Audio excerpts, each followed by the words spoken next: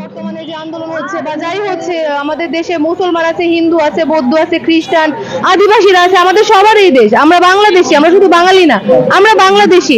এখানে যে বলা হচ্ছে সংখ্যালঘুদের উপর অত্যাচার হচ্ছে, কেন হবে অত্যাচারটা?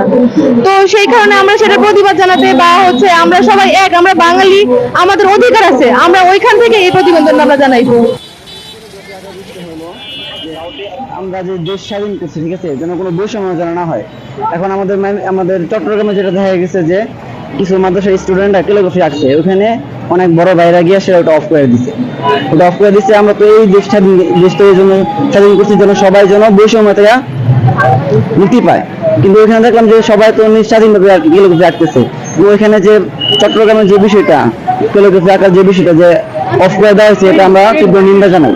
যে সবাই সবার মতো নিজের মতো আর্ট করতে পারবে।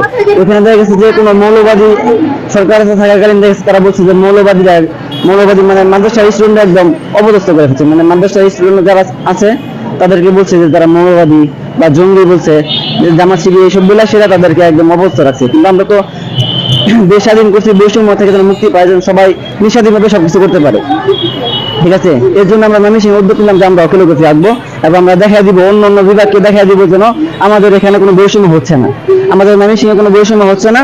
এটা আমরা নিঃস্বাধীনভাবে আমরা সবকিছু করতে পারতেছি। এর জন্য আমরা ক্যালিগ্রাফি আঁকতেছি। রাশেদ রাশেদ শেখ, আমি আছি পটুয়াখালীতে। হিন্দুর তুলনায় মুসলমানরা বেশি, তাই মুসলমানদের কোরিওগ্রাফিটা এখানে সেখানে প্রচুর জায়গায় হচ্ছে, কিন্তু আমাদের হিন্দুদেরটা আর কি একটু হাইলাইট কম হচ্ছে। তাই আমি মুসলমান হয়ে এই হিন্দু আপুর সাথে অ্যাড হয়ে আর কি হিন্দুদের উদ্দেশ্যে যাতে কোনো বৈষম্য না থাকে তার জন্য এই কোরিওগ্রাফিটা করা হচ্ছে।